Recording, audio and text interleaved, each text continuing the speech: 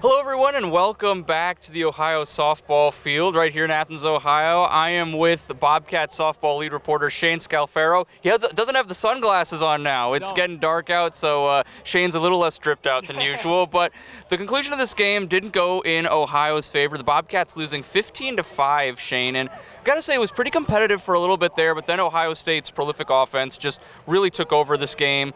It was just home run after home run, and ultimately the Bobcats just came up short. But what was it to you that really stood out in this one, Shane? On Ohio State's side, on OU side, what's really your biggest takeaway from this one? I mean, the big and obvious one, Ohio State's ability to score is incredible. They hit home run after home run, just really kept pressure on OU to kind of keep up with them.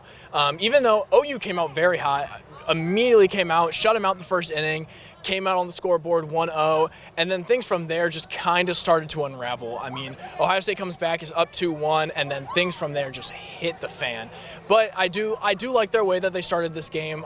For OU, OSU just has a ton of firepower. They're able to score basically at will. It's hard to keep up with that. Yeah, like we said, OSU, just one word to describe their offense, prolific, right? But we did see 4 different pitchers for the Bobcats this afternoon, even some pitchers that maybe were a little more on the unfamiliar side of the roster. But we also talked with head coach Jenna Hall after the game, and here's what she had to say, just kind of her overall thoughts on the Bobcats' performance this afternoon. I thought offensively, from the very first inning, I felt like we battled at the plate. We got a lot of people on base, and when we did, we were scoring them in those opportunities. So defensively, we just weren't ourselves. And I think when you play teams at this caliber, this high of a ranking, you have to play solid defense. Well, the Bobcats will resume MAC play this weekend when they travel to Central Michigan.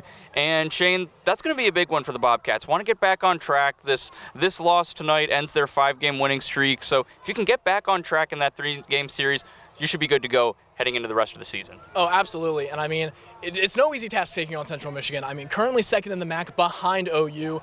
They're in for it, and they're on the road. Even though this is a very good road team, it's hard to win on the road, especially in conference against a conference opponent. But man, you have to have the confidence in the world in this team. Obviously, they were on a 5-game winning streak before this game.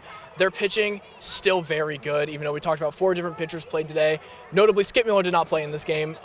You would presume that is to keep her healthy to play in this Central Michigan series and upcoming against teams like Ball State. But their pitching is still very good. Their defense is still very good. Few little tweaks to make here and there.